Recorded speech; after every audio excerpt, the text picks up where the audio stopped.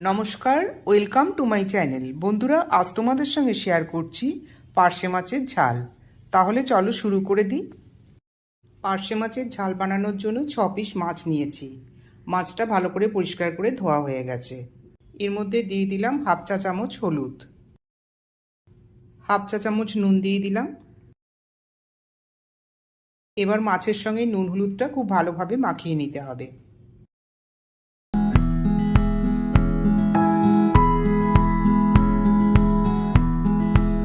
নুন হলুদ দিয়ে মাছটা ভালোভাবে মাখানো হয়ে গেছে। এখন এটা 10 মিনিট রেস্টে রেখে দেব। গ্যাসে ফ্রাই প্যান বসিয়ে দিলাম। ফ্রাই প্যান গরম হয়ে গেছে, দিয়ে দিচ্ছি এর মধ্যে মাছ ভাজার জন্য পরিমাণ মতো সর্ষের তেল। তেল গরম হয়ে গেছে, মাছগুলো একটা একটা করে ছাড়ছি। মাছগুলো ছাড়ার সময় এরকম একটু দূর থেকে খুন্তি করে দিলে পরে তেলটা খুব একটা গায়ে লাগবে না।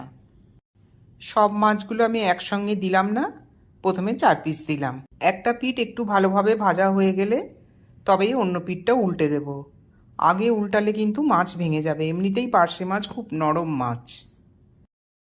একটা পিঠ ভালোভাবে ভাজা হয়ে গেছে, অন্য পিঠটাও উল্টে দিচ্ছি।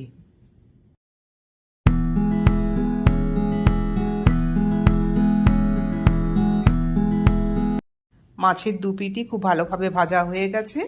এবার মাছগুলো কড়াই থেকে তুলে নিচ্ছি। বাকি যে মাছ দুটো আছে সেগুলো ওই একই রকমভাবে ভেজে নেব।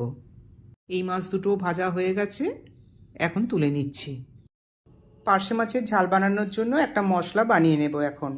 তার জন্য দিয়ে দিলাম 1 চা চামচ পোস্ত, 1 চা চামচ সাদা সর্ষে আর 2টো কাঁচা লঙ্কা।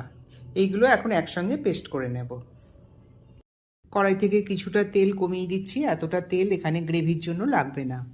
ফোড়ন হিসাবে দিলাম তেলের মধ্যে কিছুটা কালো জিরে আর চেরা 2টো কাঁচা লঙ্কা। দিয়ে দিলাম একটা বড় সাইজের টমেটো কুচি করে নিয়েছি। টমেটোটা তেলের সঙ্গে খুব ভালোভাবে কষিয়ে নিতে হবে। এখানে 1/4 চা চামচ হলুদ দিয়ে দিচ্ছি। মাছগুলো ভাজার সময় একটু হলুদ দিয়েছিলাম। পরিমাণ মতো নুনটাও দিয়ে দিলাম গ্রেভির জন্য। সর্ষে, পোস্ত আর কাঁচা লঙ্কা দিয়ে যে মশলাটা করেছিলাম সেই মশলাটা বেটে নেওয়ার পর এখন এর মধ্যে দিয়ে দিচ্ছি। মশলাটা এখন 2-3 মিনিট ধরে ভালোভাবে কষিয়ে নিতে হবে। মশলাটা যাতে পুড়ে না যায় সেজন্য মশলার বাটি ধোয়া একটু জলও এর মধ্যে মিশিয়ে দিলাম। মশলা থেকে যতক্ষণ না তেল ছাড়ছে ততক্ষণ কিন্তু মশলাটা খুব ভালোভাবে কষিয়ে নিতে হবে।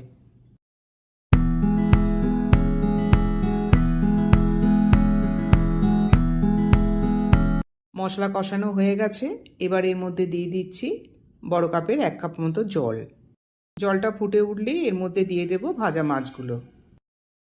ফুটে গেছে, এখন মাছগুলো দিয়ে দিচ্ছি। মাছগুলো দেওয়ার পরেও ওই 2-3 মিনিট মতো ফুটিয়ে নেব।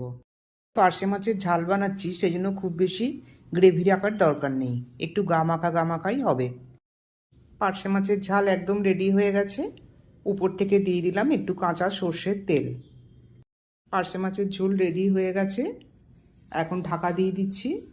2 মিনিট স্ট্যান্ডিং টাইমে এটা রেখে দেব আর গ্যাসটা অফ করে দিলাম। 2 মিনিট পর দেখে নিচ্ছি মাছটা। বন্ধুরা, পার্শে মাছের ঝাল তোমাদের কেমন লাগলো তোমরা কমেন্ট বক্সে অবশ্যই জানাবে। এবার এই মাছের ঝাল প্লেটে পরিবেশন করে দিচ্ছি। মাছের ঝাল প্লেটে পরিবেশন করে দিলাম আর উপর থেকে সাজিয়ে দিলাম 2টো কাঁচা লঙ্কা দিয়ে।